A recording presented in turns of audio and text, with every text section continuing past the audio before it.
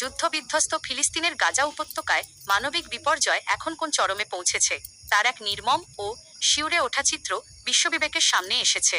তীব্র খাদ্য সংকট আর ক্ষুধার জ্বালায় অবুঝ শিশুরা এখন শুকনো ঘাস ও গাছের লতাপাতা খেয়ে বেঁচে থাকার চেষ্টা করছে। আপনারা স্ক্রিনে যে মর্মস্পর্শী দৃশ্যটি দেখতে পাচ্ছেন তা মূলত গাজার এক শরণার্থী শিবিরের। সেখানে দেখা যাচ্ছে মা বাবা হারানো এতিম ও নিষ্পাপ কিছু শিশু ক্ষুধার তীব্র যন্ত্রণা সহ্য করতে না পেরে মাটি থেকে শুকনো ঘাস তুলে মুখে পুড়ছে।